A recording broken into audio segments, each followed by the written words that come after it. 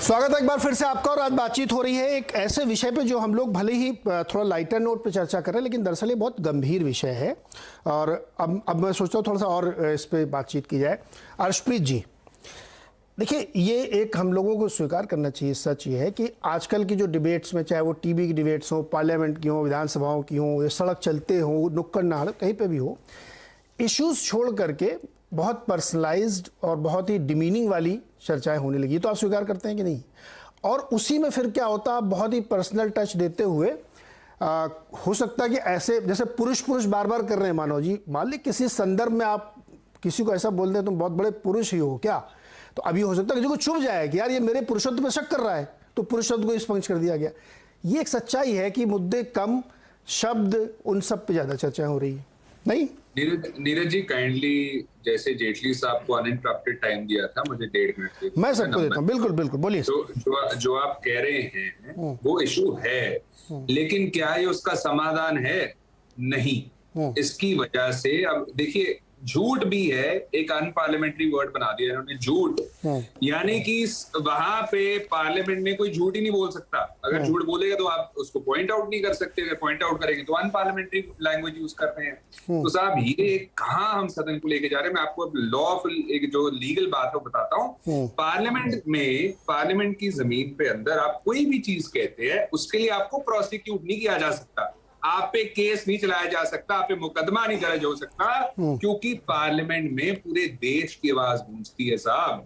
जो रिप्रेजेंटेटिव है 545 और 245 राज्यसभा के, 545 लोकसभा के, ये सारे रिप्रेजेंटेटिव हैं। और अगर वहां पे नहीं बोल सकेंगे खुल के, अच्छे तरीके से अपना पुट फॉरवर्ड नहीं कर सकेंगे, तो साहब देश में कैसे डेमोक्रेसी का जो है ओकेजन यहाँ पे मनाई जाएगी? कहाँ से हम वर्ल्ड्स लार्जेस्ट डेमोक्रेसी कहेंगे? सो ये जरूरी बात है कि समझा जाए कि वो मॉडल ऑफ गवर्नेंस पूरा देश और दुनिया अप्रिशिएट करती है, जहां पे आपको कुछ भी बोलने की आजादी है, मुकदमा नहीं दर्ज होगा। और ये बीजेपी का मॉडल ऑफ गवर्नेंस है, जहां पे आप ये भी नहीं, मर्द भी पुरुष नहीं कह सकते, आप झूठ नहीं कह सकते, इनकॉम्पिटेंट नहीं कह सकते। तो ये साहब it's a very very unfortunate. एक दूसरी बात, आप देखिए कि बीजेपी ने खुद बैक इन द डे कब से ये इन्हीं शब्दों का चयन करते आ रहे हैं, यही शब्दों का ये इन शब्दों से डिस्क्राइब करते आए हैं सरकारों को। और जितनी पार्टीज की सरकार रही है, सबने ये शब्द सुने हैं साहब, क्योंकि हम भगवान नहीं है साहब, इंसान है,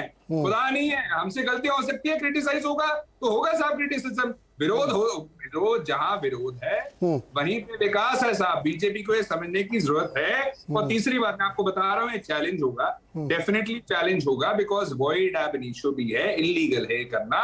और ये साहब कह रहे थे कि पहले भी अनपार्लियामेंट्री वर्ड्स की लिस्ट होती थी, आप उठा करके देख लीजिए।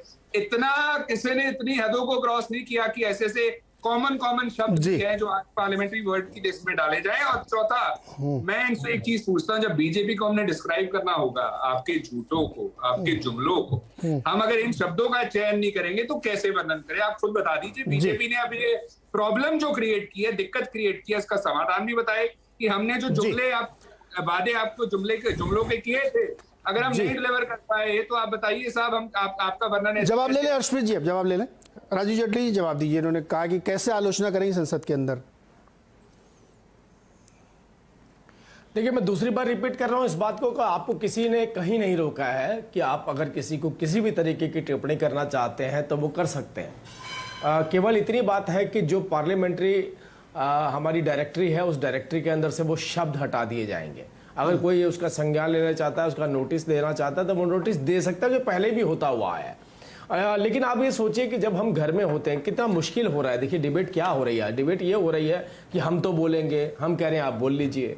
अगर किसी ने कोई नोटिस दिया, उसके बाद उसको संज्ञान में लिया गया और उसको हटा दिया गया बहस से, तो उसके बाद जो है कि वो उसके रिकॉर्ड पे नहीं जाएगा। लेकिन ये फिर कह रहे नहीं, हम तो बोलेंगे, हम तो देंगे, हम तो ये सारे शब्द बोलेंगे और आपको रिकॉर्ड पे भी लेना पड़ेगा। बेसिकली इनकी मांग क्या है? देखिए, अब ये 2 शब्दों पे अटक गए हैं, लेकिन इनकी मांग क्या है कि जितने शब्दों को हटाया गया उनको वापस से डालिए। हो सकता है कोई एडिशनल शब्द भी बता दें कि उसको भी आप उसको भी अलाउ कर दीजिए। हमारी 2 तरह की भाषा होती है। हम घर पे जब होते हैं और अपने दोस्तों के साथ होते हैं तो शायद हमारी भाषा में काफ़ी बदलाव आ जाता है। तो क्या घर पे हम कम्युनिकेट नहीं कर पाते हैं अपनी बात को, या समझा नहीं पाते हैं जो हमें बाहर जाकर के समझाना ज्यादा बेहतर लगता है? तो ये पहले हमें ये देखना है कि हम चर्चा किस बात पे कर रहे हैं। मुझे लगता है इनको वेलकम करना चाहिए, और कांग्रेस को तो कम से कम ये बात बोलनी भी नहीं चाहिए थी, क्योंकि मैंने सबसे पहले शुरुआत में कहा कि इनकी अपनी राज्य सरकारों ने इस तरीके से शब्दों का संकलन किया। और तीसरी बात, अगर ये कहते हैं कि आपने ऐसे शब्द बोले, अरे आपके लिए तो खुशी की बात होनी चाहिए। अगर हमने बोले तो हमने खुद ही कह दिया कि नहीं होने चाहिए।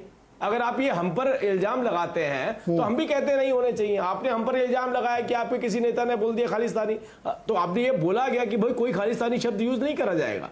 जब नहीं करा जाएगा तो कहां से आएगा? ये तो खुशी की बात है आपके लिए। लेकिन देखिए, हम लड़ाई किस बात के लिए कर रहे हैं? आप कह रहे हैं कि हम भी ऐसा करेंगे या हम बोलेंगे, नहीं हमारी प्रवृत्ति ठीक है। अर्शप्रीत और जेटली जी और मानव जी अभी रुक के ना, बस एक चीज, एक सेकंड, लास्ट सेंटेंस है। हाँ, एक छोटा रखिए साहब। मुझे बीजेपी बस ये चीज बता दे, जब इन शब्दों का उपयोग नहीं होगा, हम इन चीजों को आपके लिए नहीं यूज करेंगे, आपको अधूरा नहीं महसूस होगा कि यार ये चीजें तो हमें बिल्कुल अच्छे से डिस्क्राइब करती हैं, ये चीजें अच्छे से वर्णन करती हैं हमारा, तो आपको आधा अधूरा महसूस तो होगा जेटली साहब, ये चीज आपको माननी पड़ेगी।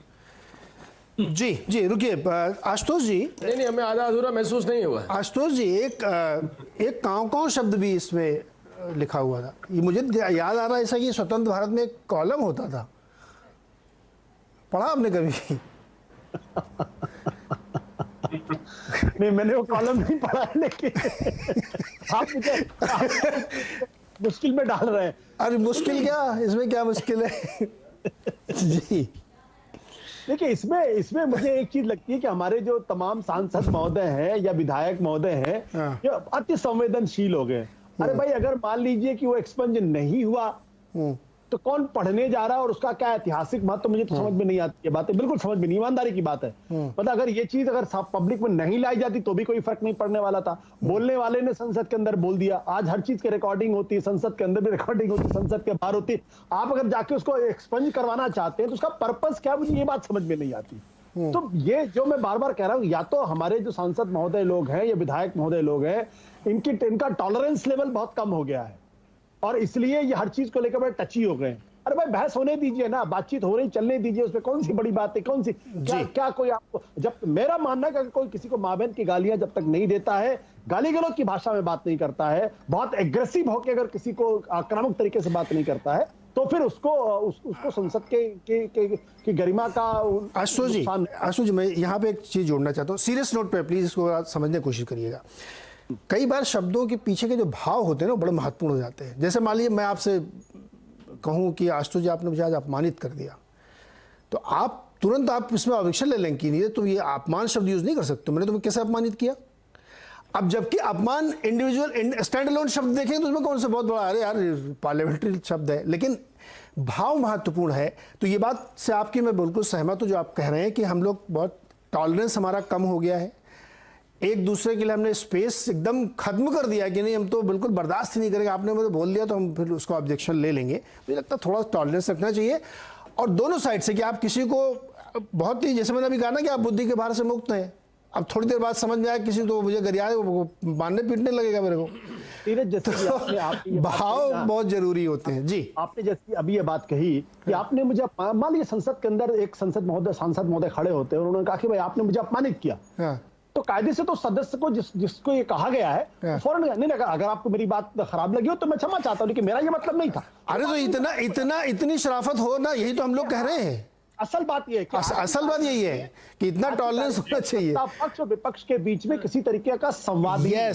संवाद, एक शब्द दूसरे को वो चुपते, सहनशीलता, संवाद, एक दूसरे को स्पेस देना चाहिए। हर्षवर्धन। नीरज जी, मुझे चर्चा करते हुए ध्यान में आया, और मैं कतई ये कोई इसलिए नहीं कह रहा हूं कि आशुतोष जी को बुरा लगे लेकिन मुझे ध्यान आ गया अभी बात करते करते, और एक शब्द आप बार बार बोल रहे हैं, 2 बार आपने बोला कि असत्य को भी असंसदीय कह दिया है। हाँ, और मुझे याद है आवाज अड्डा की वो बहस, मुझे नहीं याद है, किसी ने कहा कि आशुतोष जी सत्य हिंदी नहीं असत्य, और आशुतोष जी इतने नाराज हो गए थे, बाकायदा करीब एक लंबा समय उन्होंने अपनी नाराजगी में जताया। क्यों जताया? क्योंकि आशुतोष जी को ये लगता है कि जो हम कह रहे हैं वो सत्य है। जिन्होंने टिप्पणी की उन्होंने कहा कि आप असत्य बोल रहे हैं। अब ये अगर बातचीत हो तो निश्चित तौर पर अभी जैसे मैं कोई टिप्पणी करूं, आशुतोष जी पलट के मुझे कहेंगे, हम इनकी बात सुन लें तो सारी बात खत्म। लेकिन अगर हमने वाद विवाद शुरू किया और संसद में या संसद के बाहर, ये सच है और हमें इसे स्वीकार करना होगा कि जो टॉलरेंस लेवल की बात कर रहे हैं आशुतोष जी, मैं सहमत हूं कि आजकल ये बड़ा मुश्किल हो गया है। टॉलरेंस लेवल 0 की तरफ है और मैं देखता हूं कि हर दूसरी बहस में कोई न कोई कुछ आग कह देता है कि 2014 के बाद देश का माहौल बदल गया। अब आप सोचिए, एक मैं इसको बहुत गंभीरता से कह रहा हूं, आप सोचिए कि इस देश में जनता ने चुनकर 2 बार जो केंद्र में सरकार दी वो गलत माहौल की वजह से, मतलब मैं छोटी सी बात कर रहा हूं, ये लाइन कोई बोलता नहीं है, वैसे तो टीवी की बहस में हम लोग सुनते हैं। तो दरअसल सारी चीजें कॉन्टेक्स्ट के साथ होती है, हर चीज का संदर्भ होता है। Correct. और मुझे लगता है कि ये कई शब्द हास्यास्पद हैं, उसको सरकार को, सदन को सोचना चाहिए। सरकार का नहीं होता, संसद पूरे पक्ष विपक्ष सभी की होती, सभी सांसद उसका हिस्सा होते हैं। ओम बिरला जी ने बहुत अच्छे से कहा है, मुझे लगता है कि पक्ष विपक्ष को बिठा के बात करनी चाहिए, सहनशीलता के साथ, निजी टिप्पणियां नहीं हो, इसका ख्याल रखना चाहिए। मुझे लगता है मूल बात यहां यही। करेक्ट। जो बात अभी हर्षवर्धन जी ने कही, मैं उनकी बात से सहमत हूं। मुझे उस दिन टेम्पर नहीं लूज करना चाहिए, तो इसके लिए मैं हर्षवर्धन जी राय की पूरी तरीके से सहमत हूं। उन्होंने जो शब्द का इस्तेमाल किया था बिल्कुल असंसदीय शब्द नहीं था। मुझे उनके पीछे का जो भाव लगा वो अचानक मुझे चुभा, तो मैंने रिएक्ट किया। लेकिन आज मैं हर्षवर्धन जी के सामने और आपके दर्शकों के सामने बिल्कुल ईमानदारी के साथ कहता हूं, मुझे अपना टेम्पर नहीं लूज करना चाहिए था। मैंने उस दिन टेम्पर लूज करके गलत काम। आशुतोष जी, मैं इस पे मैं इंटरवेन करना चाहूँ। मुझे वो डिबेट याद है, प्रवक्ता थे बीजेपी के प्रेम शुक्ला जी,